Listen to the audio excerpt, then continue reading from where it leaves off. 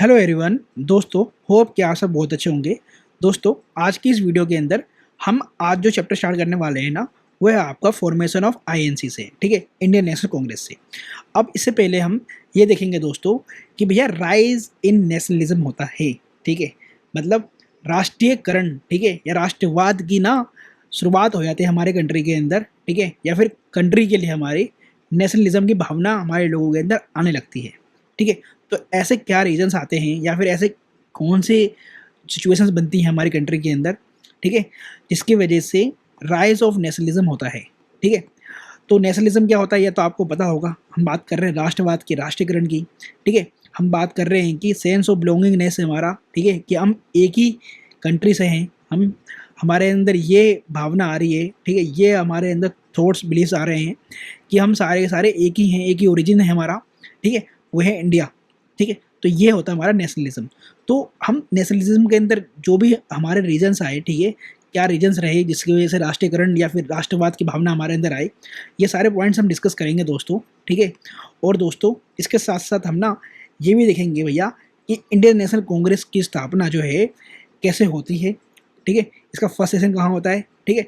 सारे टाइमलाइन को कवर करेंगे जो भी इंपॉर्टेंट है ना आपके एग्जाम के लिए, चाहे वो मेंस का हो, ठीक है, चाहे वो प्रीलिम्स का हो, सब डिस्कस करने वाले हैं। और मैं बता रहा हूँ दोस्तों, मैं कुछ भी नहीं छोड़ने वाला। हम ये भी डिस्कस करने वाले हैं कि भैया मॉडरेट्स और एक्सट्रीमिस्ट्स के जो है ना मेथड्स क्या थे फाइट करने के, ठीक है, या फिर आप बोल सकते हो इनके क्या क्या मेथड्स थे जिनसे ये पॉलिटिकल रिफॉर्म्स चाह रहे थे हमारी कंट्री के अंदर, ठीक है।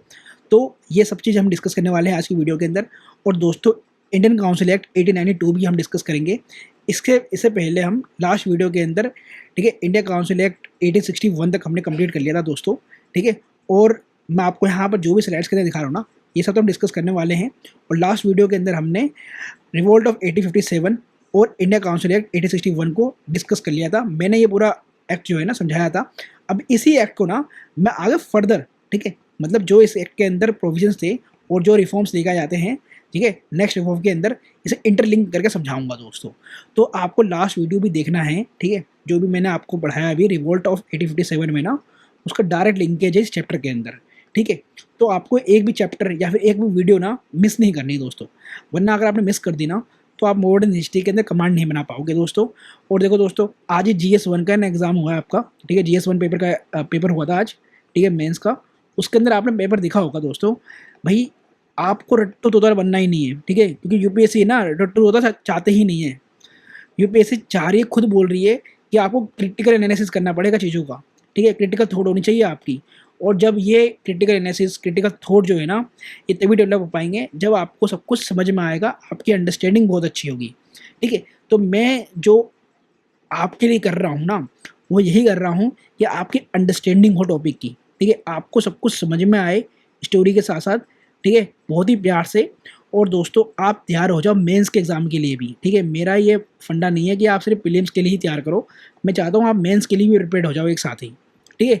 मैं चाहता हूँ ये जो कोर्स है ना, जो ये फ्री में मैं आपको यूट्यूब पे अवेलेबल करा रहा हूँ, या आपको वन स्टॉप सॉल्यूशन बन के आए, ठीक है, प्रीलिम्स और मेंस दोनों के लिए, ठीक है। लेकिन ये वन स्टॉप सॉल्यूशन तभी यूज़फुल होगा जब आप इस सीरीज़ को फॉलो करोगे, ठीक है, वीडियो को एंड तक वॉच करोगे दोस्तों, ठीक है। तो ये मेहनत तो आपको करनी पड़ेगी दोस्तों, अगर आप चाहते हो कि हाँ भाई मेरे पास रिजल्ट आए, मेरा ठीक है, मेरा कॉन्फिडेंस बूस्ट हो, तो ये मेहनत आपको करनी पड़ेगी, ठीक है। मैं आपसे मेहनत करवाने के लिए तैयार हूँ, मतलब मैं आपको भैया आपकी हेल्प करने के लिए तैयार हूँ हर तरीके से, ठीक है। अब थोड़ी सी हेल्प आपको खुद करनी पड़ेगी भाई, ठीक है। आपको कंसंट्रेशन बढ़ाना पड़ेगा, आपको डिस्ट्रैक्शन खत्म करने पड़ेंगे और अपने एग्जाम की तैयारी के ऊपर फोकस करना पड़ेगा दोस्तों। और जो मैं बता रहा हूँ ना, इसे फॉलो करो दोस्तों, ठीक है। जो चीज़ें मैं बताता हूँ ना दोस्तों, ये मैंने खुद इंप्लीमेंट करी है और ये चीज़ मेरे लिए यूज़फुल रही है, ठीक है। आप एक बार इन्हें फॉलो करो, अगर यूज़फुल होती हैं तो आगे फॉलो करना मत करना दोस्तों, ठीक है।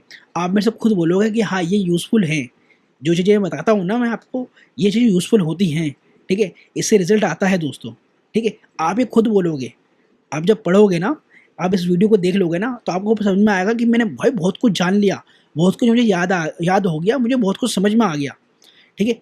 अब स्टार्ट करते हैं दोस्तों राइज ऑफ नेशनलिज्म से, और इसको फर्दर पूरे चैप्टर को एक्सप्लेन करता हूँ मैं, ठीक है, विद स्टोरी लाइन के साथ, ठीक है। स्टोरी लाइन का मतलब अगर आपने ये स्टोरी कवर करी मेरे साथ तो आपको पूरी मॉडर्न हिस्ट्री ईजिली याद हो जाएगी, ईजिली रिमेंबर हो जाएगी दोस्तों, ठीक है। सो दोस्तों, हम स्टार्ट करते हैं चैप्टर अपना राइज ऑफ नेशनलिज्म से। मैंने राइज ऑफ नेशनलिज्म आपको क्यों पढ़ाना है, तो भाई रीज़न ये है कि इंडियन नेशनल कांग्रेस जो है ना, ऐसे थोड़ी ना बन गया। पहले नेशनलिज्म की भावना आई हमारे इंडियंस में, ठीक है। उन्होंने जाना कि भैया नेशन भी कुछ होता है, ठीक है। और नेशन को बनाने के लिए ना आपको इंडियन नेशनल कांग्रेस की जरूरत पड़ेगी। और उससे पहले भाई इंडियंस को ये बताना पड़ेगा कि भैया हम सब एक ही रीजन से हैं, एक ही कंट्री से हैं, ठीक है। और ये सब चीज़ें उन्हें बताने के लिए हमें एक ऑर्गेनाइजेशन की जरूरत पड़ेगी, ठीक है। अगर पॉलिटिकल रिफॉर्म चाहिए हमें, हमें एडमिनिस्ट्रेशन में पार्टिसिपेट करना है, ठीक है, हमें एडमिनिस्ट्रेशन में एंट्री करनी है, तो हमें एक इंडियन नेशनल कांग्रेस की जरूरत पड़ेगी, दैट मीन्स कि एक नेशनल ऑर्गेनाइजेशन की जरूरत पड़ेगी।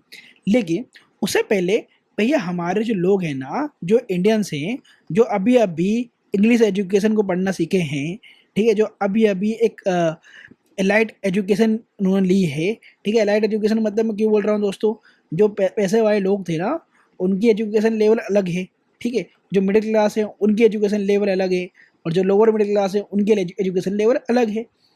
तो ये सब जो भैया एलाइट लोग हैं और मिडिल क्लास लोग हैं जिन्होंने एजुकेशन ली है, तो उनको पता चल रहा है डेमोक्रेसी के बारे में, ठीक है। उनको पता चल रहा है लिबरलिज्म के बारे में, उनको पता चल रहा है कि भैया नेशनलिज्म भी कुछ होता है, ठीक है, राष्ट्रवाद भी होता है।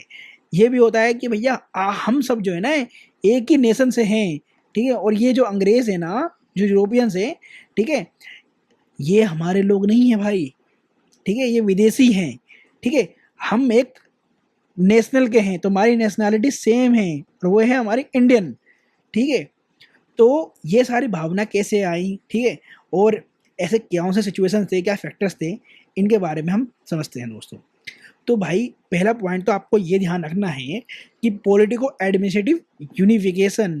देखो इंडियंस को कुछ नहीं करना पड़ा, इन्होंने जो कंपनी रूल था, ठीक है, जो 1857 तक रहता है, ठीक है, इन्होंने ही बहुत कुछ करके दे दिया इंडियंस को। कैसे?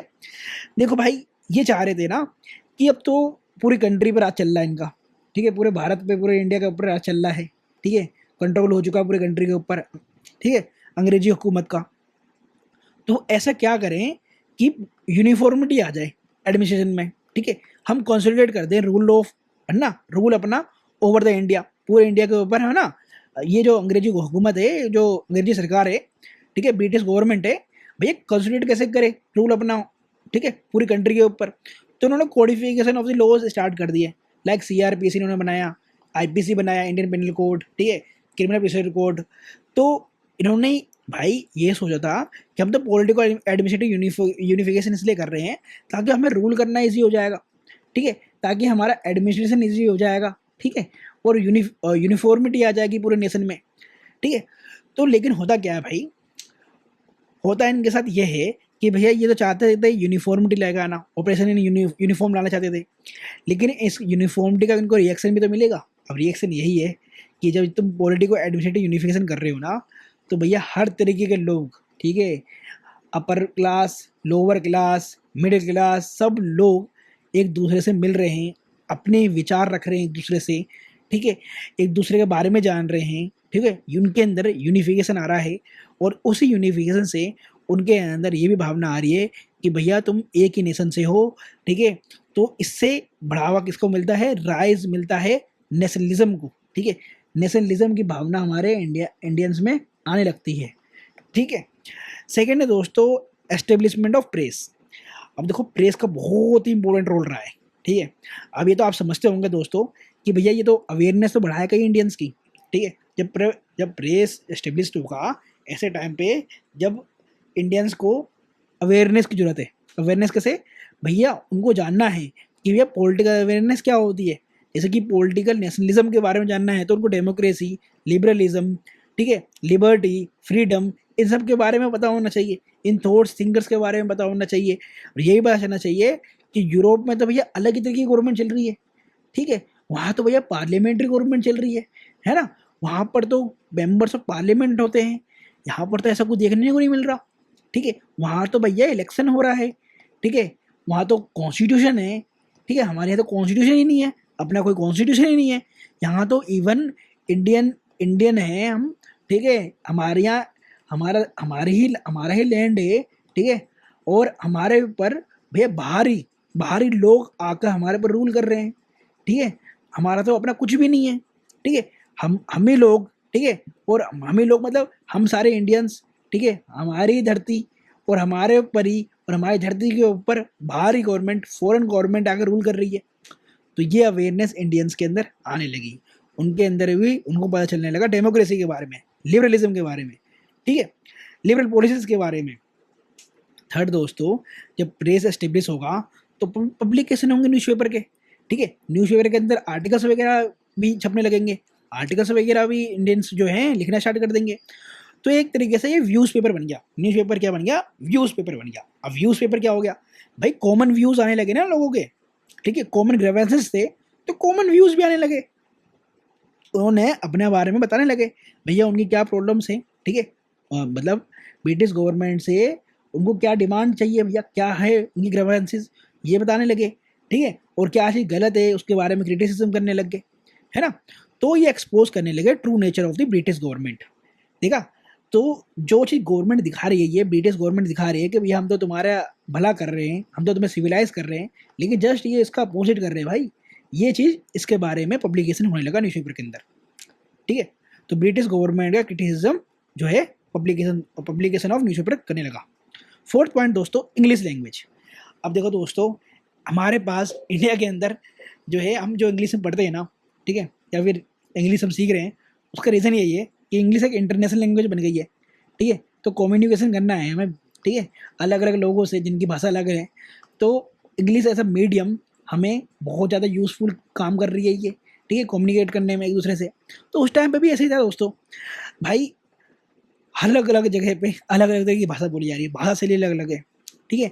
इवन तुम्हें ये देखने को मिलेगा कि हिंदी को भी बोलने का तरीके अलग अलग रीजन में अलग अलग है, ठीक है। दैट मीन्स मैं क्या समझाना चाह रहा हूँ भाई, आप अपने गाँव में जाओगे ना, तो इवन आपकी हिंदी भाषा भी होगी ना, तो हिंदी को भी मतलब उनकी जो भाषा है ना, बोली है ना, वो अलग होती है, तो बोलियाँ भी बहुत सारी अलग अलग है, लैंग्वेज भी अलग अलग है, ठीक है। साउथ के अंदर भी आपको बहुत सारी लैंग्वेज मिल जाएगी, ठीक है, देखने को। तो भाई जब लैंग्वेज अलग अलग है तो एक तरीके ये बैरियर काम कर रहा है, बैरियर बन रहा है लैंग्वेज। कैसे, हम एक दूसरे से अपने पॉइंट्स अपने व्यूज़ हम रख ही नहीं पा रहे, हम एक दूसरे से मिल ही नहीं पा रहे, ठीक है, हम बातचीत ही नहीं कर पा रहे, नेशनल यूनिटी कैसे बनेगी फिर।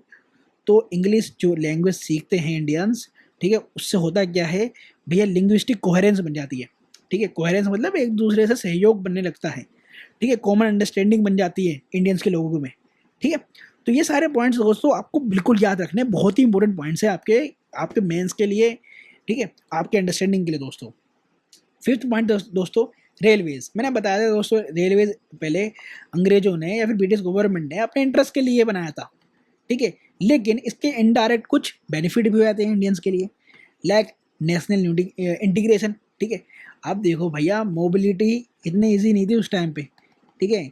अब गांधी जी जो है, अगर रेलवे होगा तो गांधी जी बिहार से गुजरात जा सकेंगे, गुजरात से मद्रास जा सकेंगे, मद्रास से बॉम्बे जा सकेंगे, ठीक है। ये हो गया, मतलब ये चीज़ कैसे हुआ, ये जो मोबिलिटी है इसी कैसे हुआ, वो रेलवेज की वजह से हुआ, तो इससे नेशनल इंटीग्रेशन बढ़ा, ठीक है, नेशनल इंटीग्रेशन हुआ।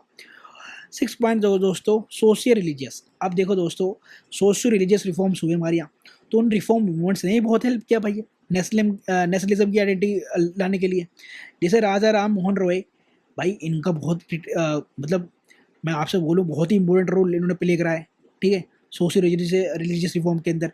अब देखो, जो सोशल रिलीजियस रिफॉर्म मूवमेंट की एक जो वीडियो है मॉडर्न हिस्ट्री की, जिसमें मैंने आपको पढ़ा है सारे सोशल रिफॉर्म्स के बारे में, सोशल रिलीजियस रिफॉर्म मूवमेंट्स के बारे में, तो वो आपको वीडियो देखनी है दोस्तों, ठीक है। अब मैं वो सारी वीडियो की कहानी यहाँ नहीं बोलने वाला, बताने वाला नहीं हूँ, ठीक है, क्योंकि टॉपिक अलग है, वो टॉपिक अलग था भाई, तो उसको भैया सेपरेट मैंने डिस्कस किया है ना, तो उसको आपको भाई पढ़ना है, समझना है उस चीज़ को, ठीक है।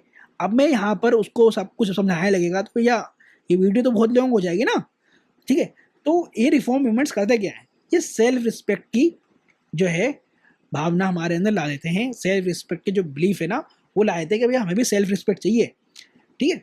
तो सेवन पॉइंट दोस्तों, रिएक्शनरी पॉलिसीज। अब ये रिएक्शनरी पॉलिसी किसकी थी भैया, तो ये ब्रिटिश गवर्नमेंट की थी।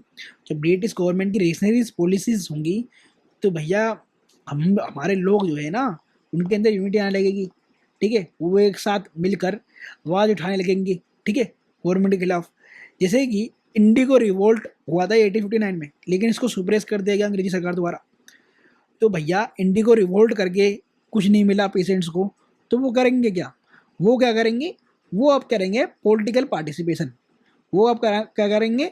वो करेंगे भैया कि भैया हमें ना गैदरिंग करनी चाहिए, मास गैदरिंग करनी चाहिए, हमें एक दूसरे से बात करनी चाहिए और एक साथ आवाज़ उठाकर अंग्रेजी गवर्नमेंट के खिलाफ जो है उनका क्रिटिसिज्म करना चाहिए, ठीक है। देखो सेकंड पॉइंट दोस्तों यहाँ पर पॉलिसी ऑफ प्राउड रिजर्व, ठीक है। अब ये देखो पॉलिसी ऑफ प्राउड रिजर्व जो है गवर्नमेंट लेकर आई थी, ब्रिटिश गवर्नमेंट। इसमें बोला गया था कि हम बफर स्टेट बनाएंगे, और बफर स्टेट इनके लिए बहुत इंपॉर्टेंट है। अभी बफर स्टेट होते क्या था दोस्तों, आपको पता है कि भैया अफगानिस्तान का ये इस्तेमाल कर रहे थे एज अ बफर स्टेट। कैसे भाई? अफगानिस्तान को ये बोल रहे थे कि अगर अफगानिस्तान हमारा फ्रेंडली स्टेट होगा तो हमें ये रशियन इन्वेजन से बचाएगा, ये हमारे नेपोलियन के इन्वेजन से बचाएगा, ठीक है। तो एक तरीके से बफर स्टेट की तरह काम कर रही है ये, ठीक है। तो हमें प्रोटेक्शन मिल रही है, ठीक है, अफगानिस्तान एज अगर फ्रेंडली कंट्री हमारा रहता है तो, ठीक है। तो इसे बफर स्टेट बोला गया पॉलिसी ऑफ प्राउड रिजर्व के अंदर।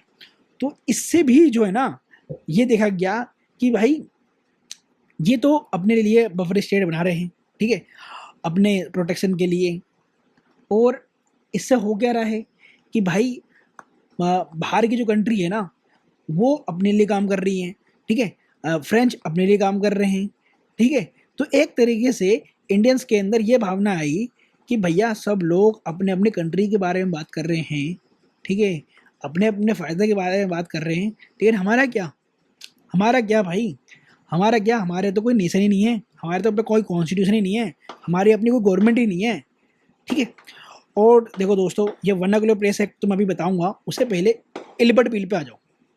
अब ये एलिबर्ट बिल क्यों बोल रहा हूँ दोस्तों, आपको पता है ये लॉर्ड रिपन के टाइम पे एलिबर्ट बिल जो है आता है, लेकिन ये पास नहीं होता, ठीक है। और ये पास इसलिए नहीं होता दोस्तों क्योंकि इसके अंदर बोला गया था जो इंडियन जजेस है ना डिस्ट्रिक्ट कोर्ट्स के अंदर ट्रायल कर सकते हैं यूरोपियंस का भी इस एलिबर्ट बिल के पास होने के बाद।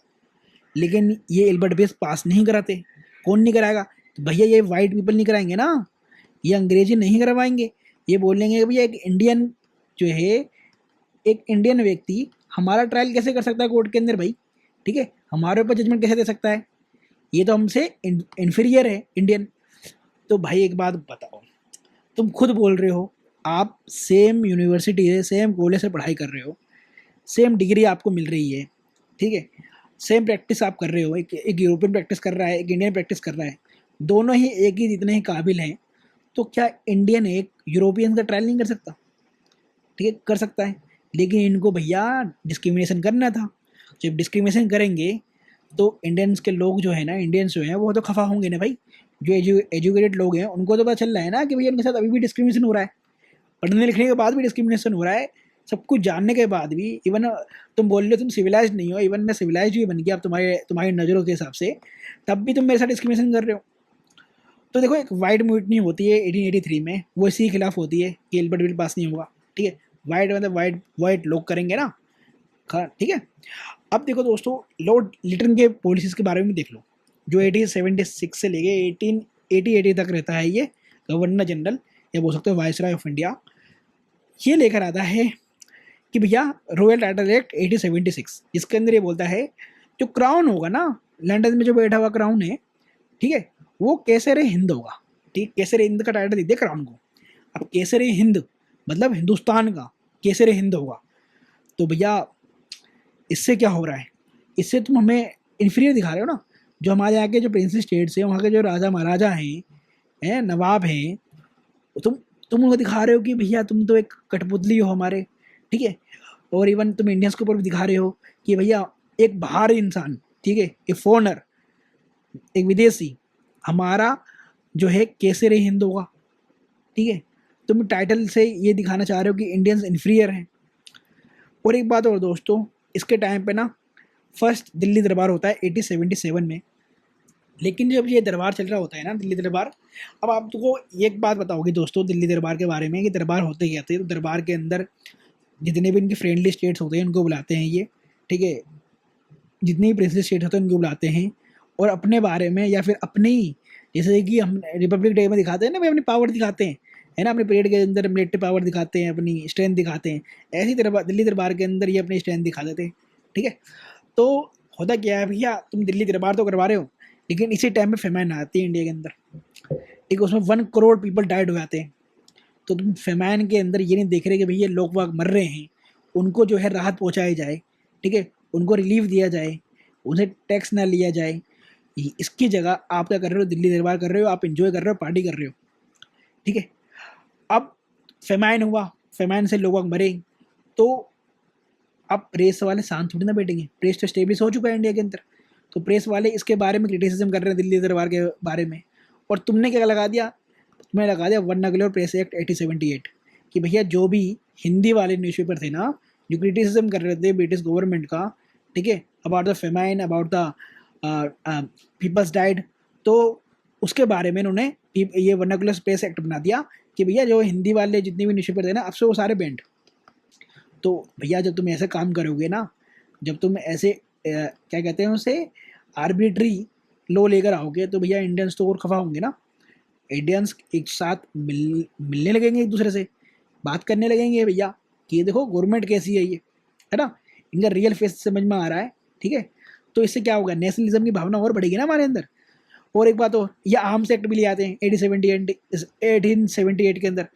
अब ये आर्म्स एक्ट जैसे जो है आर्बिट्री लॉ तुम पास करते जा रहे हो, क्या होगा कि भैया आर्म्स नहीं रख सकता कोई भी इंडियन पीपल, तुम रख सकते हो बस। वाह। तो इस चीज़ का ध्यान रखना दोस्तों, क्रिटिसिज्म करते हैं इंडियंस थ्रू प्रेस दिल्ली दरबार का। तो ये सारे जो है ना फैक्टर्स बनते हैं कि भैया इंडियंस ये जानते हैं कि भैया ये जो ब्रिटिश गवर्नमेंट है ना, ये अपनी नहीं है, ठीक है, ये हमारे लिए कोई काम नहीं कर रही है, ठीक है। तो हमें अपने लिए सेल्फ गवर्नमेंट चाहिए, ठीक है, हमारे अंदर अपनी भावना होना चाहिए, हमारा अपना कंट्री होना चाहिए इंडिया, उसका अपना कॉन्स्टिट्यूशन होना चाहिए और अपनी सरकार होनी चाहिए। तो ये सारी भावनाएं मिलाकर हमारे अंदर जो है नेशनलिज्म की जो है भावना हमारे इंडियंस के अंदर आती है, ठीक है। तो इससे हमारे यहाँ राइज होता है नेशनलिज्म का इंडियन पीपल के अंदर। तो दोस्तों ये सारे पॉइंट्स आपको समझ में आ रहे होंगे, ठीक है। अगर आपको कोई भी डाउट हो तो आप मेरे से पूछ सकते हो, ठीक है। अब हम डिस्कस करेंगे formation of the Indian National Congress. अब इससे पहले दोस्तों, formation of the Indian National Congress से पहले भाई आपको पता होगा कि भैया इंडियन नेशनल कांग्रेस से बनने से ही पहले ना कुछ पॉलिटिकल ऑर्गेनाइजेशन थे, ठीक है, इससे पहले भी पॉलिटिकल ऑर्गेनाइजेशंस बने थे, लेकिन ये थोड़ा रीजनल थे, इनके इनके जो डिमांड्स थे वो भी रीजनल थे, ठीक है, लोकल डिमांड्स थे इनके, ऐसा कोई नेशनल लेवल पे डिमांड नहीं उठा रहे थे ये, जैसे इंडियन नेशनल कांग्रेस उठाती है। ये इनके कुछ अपने अपने लोकल डिमांड्स थे जिसके लिए ये ऑर्गेनाइजेशन बनते हैं, ठीक है। लेकिन ये सारे ऑर्गेनाइजेशन बिफोर आईएनसी वाले हैं, मतलब इंडियन नेशनल कांग्रेस बनते हैं हमारा 1885 में, और ये उससे पहले वाले हैं। तो उसके साथ मैंने टाइम पीरियड भी लिख दिया है भैया, उन सोसाइटी का नाम भी लिख दिया है, जैसे कि land holder society 1838, British Indian society 1839 जो लंदन में बनती है, बंगाल ब्रिटिश इंडियन एसोसिएशन, और ब्रिटिश इंडियन एसोसिएशन जो राधाकांत दायब और देवेंद्र टैगोर बनाते हैं, Bombay association, the Deccan association, Madras native association. तो उनके टाइम पीरियड और भैया कौन से लीडर्स से एसोसिएट थे। और देखो दोस्तों मैंने बता दिया कि भैया ये डोमिनेट करते हैं स्टार्टिंग में वेल्दी पीपल और एरिस्टोक्रेटिक एलिमेंट्स वाले जो थे भाई, जिनके पास शुरुआत में वेल्थ था वही ये इस्टेब्लिश कर पाएंगे, ठीक है, जिनके पास एजुकेशन है वही इस्टेब्लिश कर पाएंगे, ठीक है। तो इनके लोकल ओरिजिनल डिमांड्स होते हैं स्टार्टिंग में। और इसके अंदर डोमिनेट कौन करेगा भैया, लॉयर्स ही करेंगे ना, जो लॉज के बारे में जानते हों, डॉक्टर्स करेंगे, है ना, थोड़े जो पढ़े लिखे हों। और देखो दोस्तों ये सारे जितने भी मैंने यहाँ पर बिफोर आईएनसी वाले ऑर्गेनाइजेशन दिए ना यहाँ पर, ये सारे इंपॉर्टेंट है दोस्तों, ठीक है। तो आपको ये सारे याद रखने हैं, ये सब प्रीलिम्स में क्वेश्चन आ चुका है इनके ऊपर। इवन आपको पीसीएस के एग्जाम्स में भी इनके ऊपर क्वेश्चन देखने को मिल जाएगा, जैसे इंडिया लीग, ठीक है, शिशिर कुमार घोष की, पूर्ण सार्वजनिक सभा, ठीक है, रनाडे जी की, ईस्ट इंडिया एसोसिएशन दादा भाई नरोजे जी की जो लंदन में स्टेब्लिश करते हैं, मद्रास महाजन सभा जो वी रागाचारी, पी आनंद चरलू और सुब्रमण्य अय्यर जी इसको स्टेब्लिश करते हैं। और बॉम्बे प्रेसिडेंसी एसोसिएशन, जिनको हम ट्रायो भी बोलते हैं, ट्रायो ऑफ बॉम्बे, ठीक है, फिरोजा मेहता, के.टी. तिलंग और बदरुद्दीन तैयबजी, ठीक है। तो ये सारे इंपॉर्टेंट वन थे जो मैंने आपको यहाँ पर अलग स्लाइड में प्रोवाइड किया है, ठीक है। अब इनको याद करने का तरीका भी मैंने यहाँ पर आपको माइंड मैप में प्रोवाइड कर दिया है दोस्तों, तो आप यहाँ से भी याद कर सकते हो इन्हें।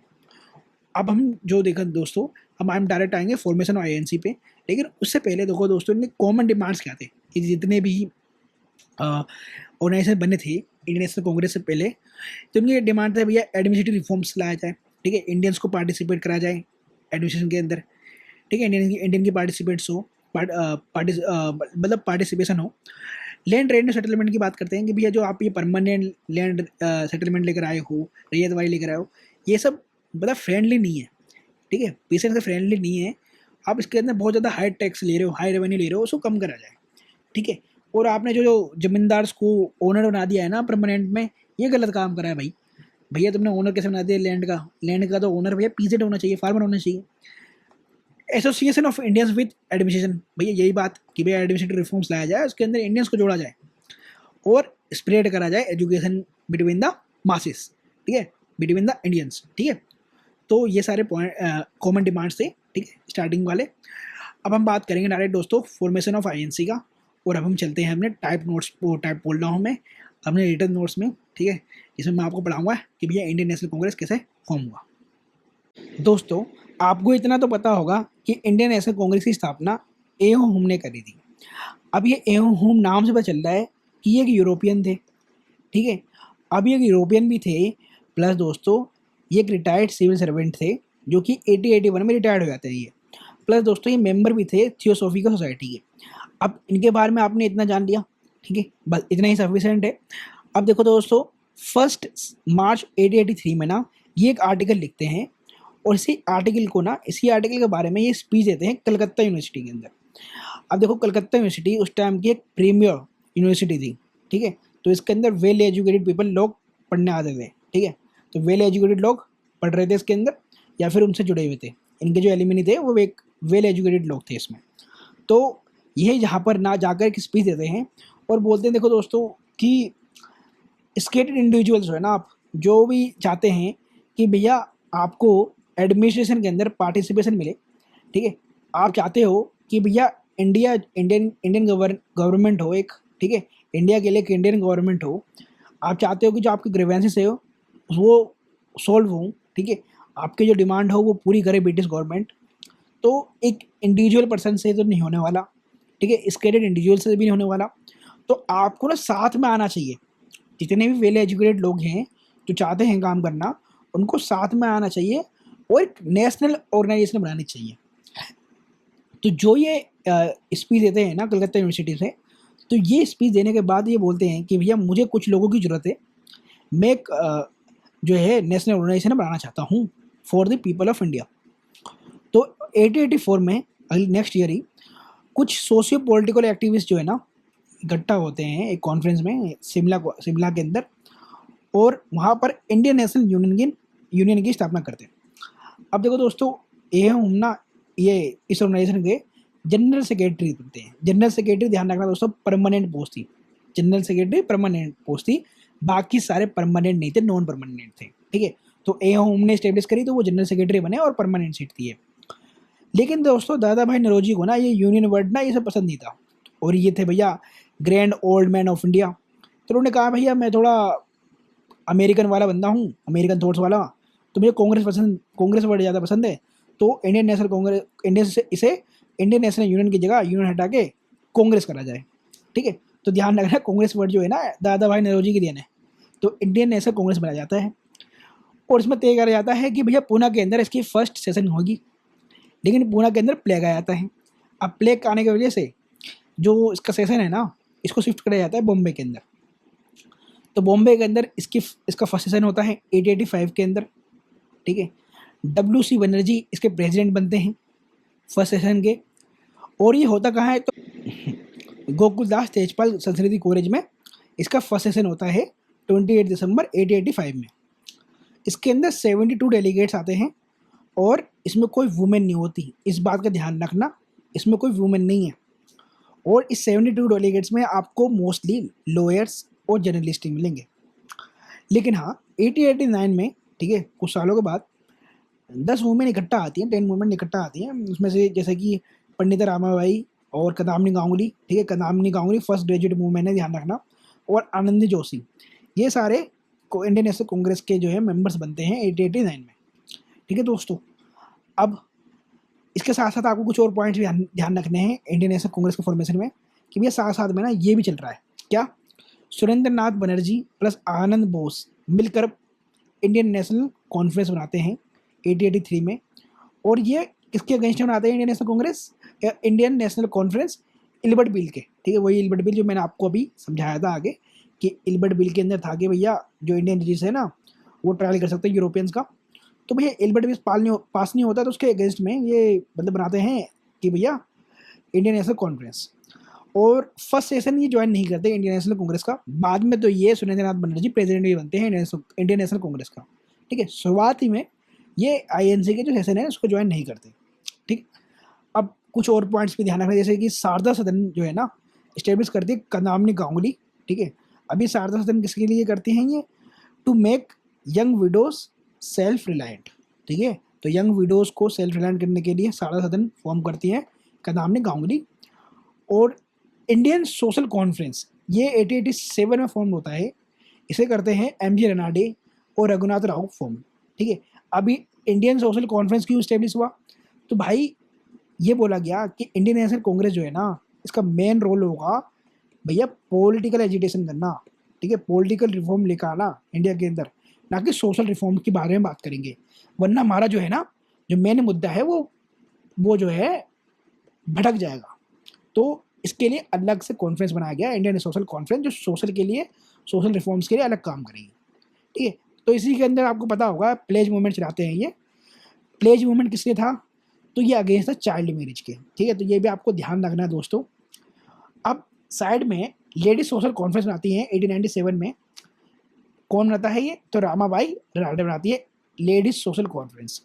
अब ये लेडीज सोशल कॉन्फ्रेंस था क्या, तो ये फीमेल विंग था ऑफ इंडियन नेशनल कांग्रेस का ही। ठीक है, इंडियन नेशनल कांग्रेस से जुड़ा हुआ था, लेकिन ये फीमेल के लिए था स्पेशल। ठीक है, लेडीज सोशल कॉन्फ्रेंस जो 1897 में फॉर्म होता है। तो दोस्तों ये सारे आपको पॉइंट्स आपको ध्यान रखने, याद रखने हैं अपने प्रीलिम्स के लिए और मेंस के लिए।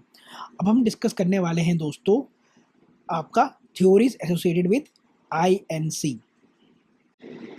अब देखो दोस्तों, जब इंडियन नेशनल कांग्रेस स्टेब्लिश्ड हुई, ठीक है, अब इनका जब फर्स्ट सेशन होता है, ठीक है, या और भी आगे जाके सेशन होते हैं, तो इसके बारे में कुछ थ्योरीज जो है ना आती हैं इंडियन नेशनल कांग्रेस के बारे में, कि भैया ये इंडियन नेशनल कांग्रेस के बारे में क्या विचारधारा है लोगों की। ठीक है, क्या विचार है, क्या थॉट्स हैं। तो इसमें एक थ्योरी और आती है कॉलोनियल थ्योरी। ठीक है, आप नाम पे चल रहा कॉलोनियल थ्योरी है, दैट मीन्स कि कॉलोनियल वाले लोग वाले इसको इस थ्योरी को देंगे। तो उसमें थे विलियम बेटरमैन जो ये थ्योरी को देते हैं 1913 के अंदर, और इसमें ये बोलते हैं कि ए होम जो थे ये father of Indian National Congress है। बिल्कुल बात सही है। ठीक है, अपनी बुक के अंदर ये बोलते हैं कि भैया ए होम जो है father of Indian National Congress, और उसके बारे में बोलते हैं कि भाई इस बुक के अंदर कि वो इस इंडियन नेशनल कांग्रेस को बनाते हैं ह्यूमैनिटेरियन मोटिव के अकॉर्डिंग। ठीक है, मतलब ह्यूमैनिटेरियन का मोटिव रहता है इस ऑर्गेनाइजेशन को बनाने का। ठीक है, ह्यूमैनिटेरियन मोटिव होता है इस ऑर्गेनाइजेशन को बनाने का। अब इसके अंदर इस बुक के अंदर एक बात और ये बोलते हैं भैया विलियम बेटरमैन कि भैया जो ये जो एहोम जो ने ये जो इंडियन नेशनल कांग्रेस बनाई, इसका रीज़न था कि भैया 7 सीक्रेट रिपोर्ट आती है। 7 सीक्रेट रिपोर्ट्स के अंदर ये था कि भैया जैसे 1857 में रिवोल्ट हुआ था ना, तो इस तरह का रिवोल्ट होने वाला है, तो इस रिवोल्ट को सुप्रेस ना करने से पहले बढ़िया है कि इस रिवोल्ट को होने ना दो।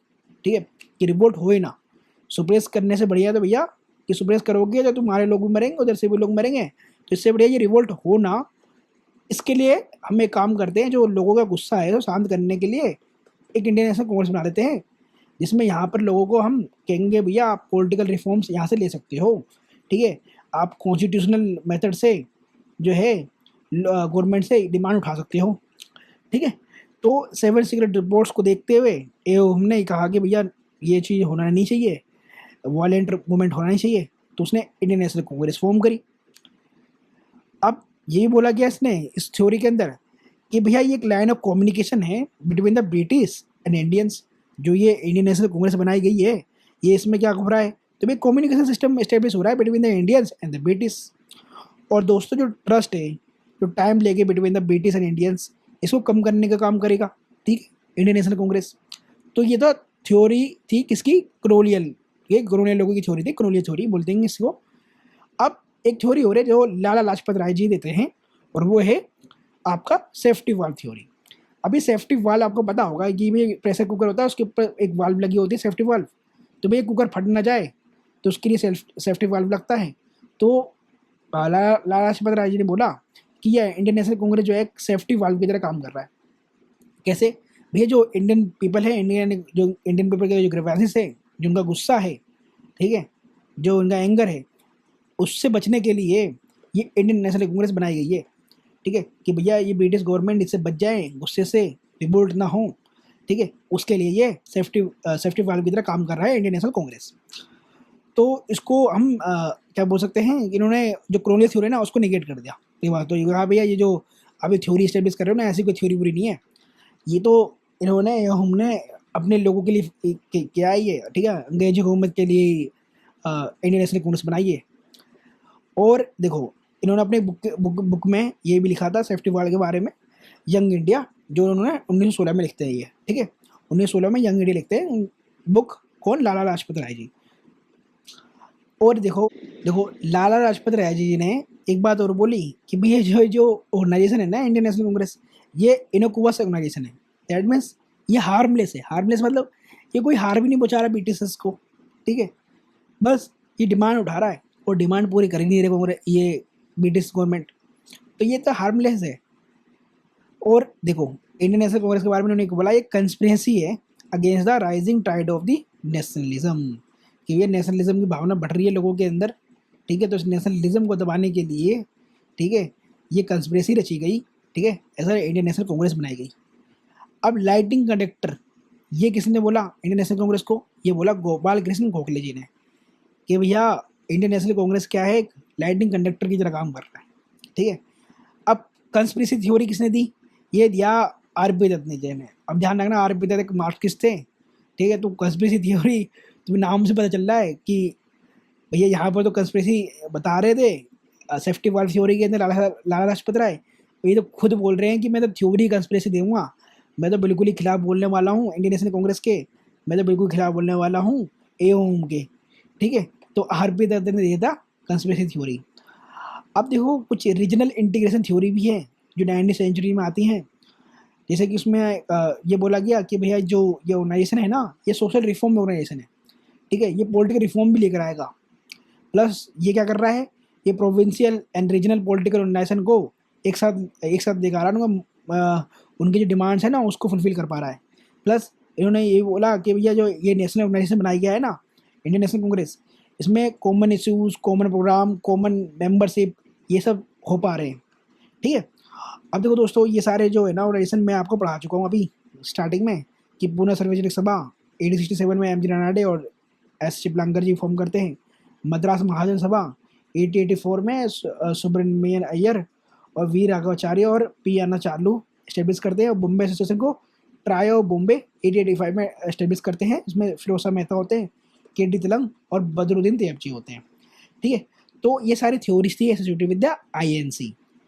अब दोस्तों हम पढ़ने वाले हैं the difference between the moderates and extremist, ठीक है। तो इनके जो मेथड्स हैं, ठीक है, अब इसके अंदर हम पैरामीटर्स में देखेंगे दोस्तों कि इनके बीच में डिफरेंस क्या क्या है, तो वो पैरामीटर्स में देखेंगे, जैसे कि लीडर्स कौन कौन थे, टाइम फ्रेम देखेंगे कि भैया इनका टाइम फ्रेम कौन सा रहा जिसमें यह डोमिनेट करे, मेथड क्या था इनके, ठीक है, एजिटेशन करने के, ऑब्जेक्टिव क्या था, सोशल बैकग्राउंड क्या था, सपोर्टर्स कौन कौन थे इनके, कल्चरल बैकग्राउंड क्या था, ठीक है। तो इसके अंदर हम डिफरेंस देखेंगे, और ये आपके मेंस के लिए तो बहुत ही इंपॉर्टेंट है दोस्तों, इसे हाईलाइट करके इंपॉर्टेंट कर लेना, और ये जो पॉइंट्स अगर आप याद करते हो ना तो आपके मेंस में तो बहुत काम आने वाला है।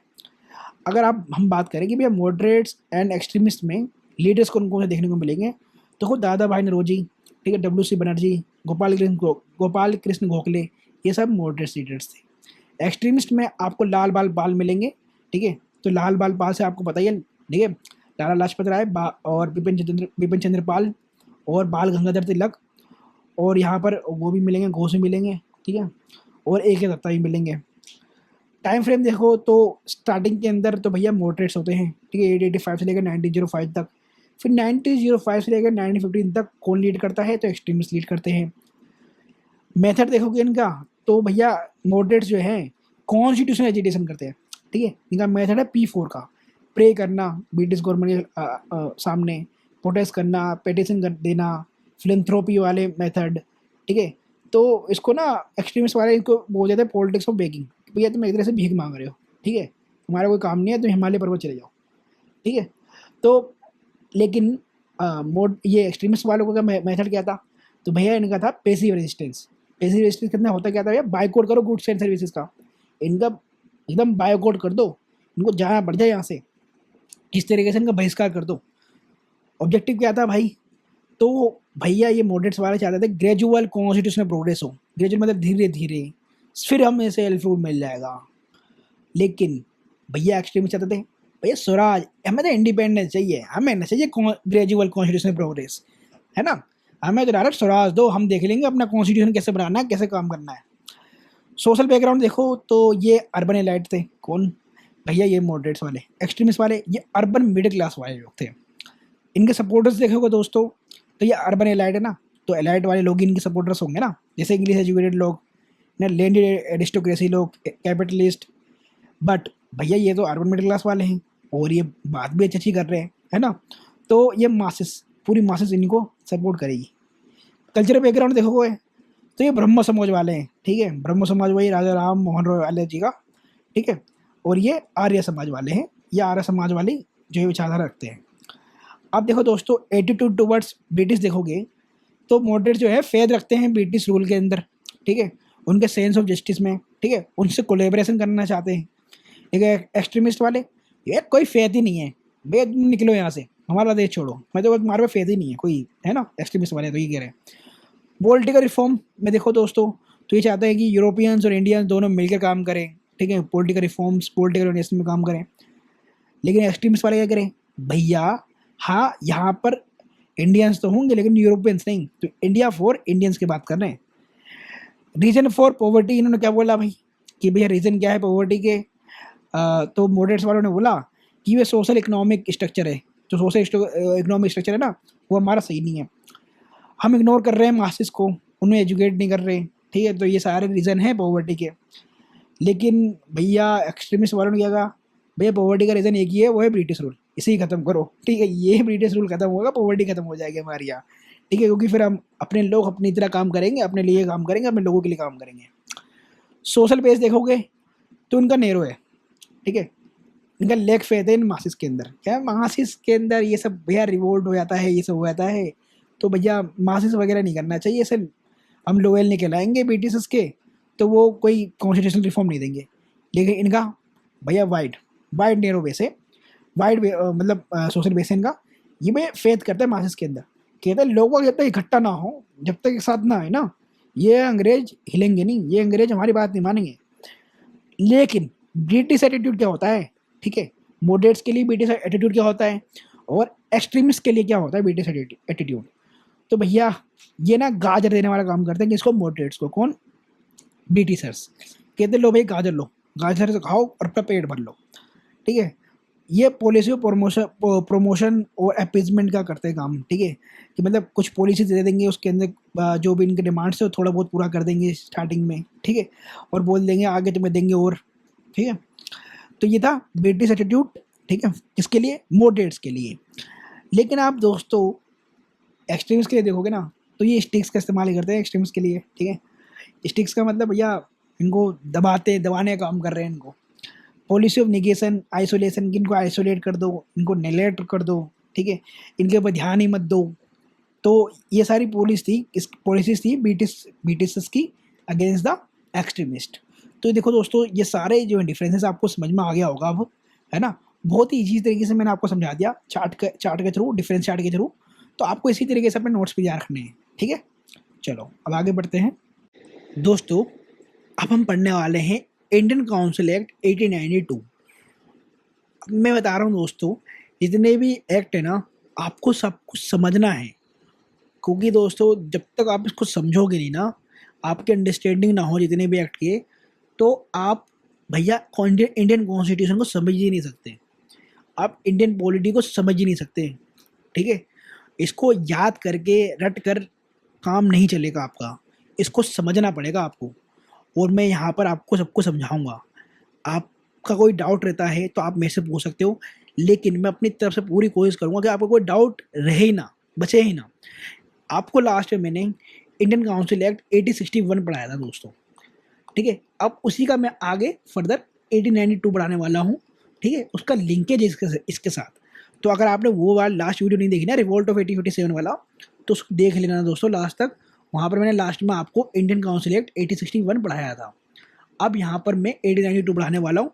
लेकिन दोस्तों 1861 अगर आपने पढ़ा होगा ना, तो यहाँ पर उसका लिंकेज है, जो बैकग्राउंड बन चुका है, तो बैकग्राउंड का लिंकेज चलता है ना आगे आगे के साथ। तो यहाँ लिंकेज है, तो उसको अगर पढ़ोगे, जैसे कि मैंने पोर्टफोलियो सिस्टम पढ़ाया था आपको कि लोड कैरिंग लेकर आता है, तो पोर्टफोलियो सिस्टम आपको यहाँ देखने को मिलेगा ना भाई, क्योंकि जो पहले बन चुका है वो। तो इंडियन काउंसिल एक्ट 1892 के अंदर आपको क्या देखने को मिलेगा भैया, एग्जीक्यूटिव मेंबर्स के अंदर सबसे ऊपर आपको वाइसरॉय देखने को मिलेगा। फिर इसके अंदर आपको 6 मेंबर्स देखने को मिलेंगे एग्जीक्यूटिव्स। अब पोर्टफोलियो सिस्टम है तो सबके पास स्पेशल रिस्पॉन्सिबिलिटीज़ है, ठीक है। लेकिन अभी भी इंडियंस को इसके अंदर एंट्री नहीं मिली है एग्जीक्यूटिव के अंदर। अब एडिशनल मेंबर्स आज चल रहे हैं, ठीक है, लेजिस्लेचर के अंदर एडिशनल मेंबर्स भी हैं।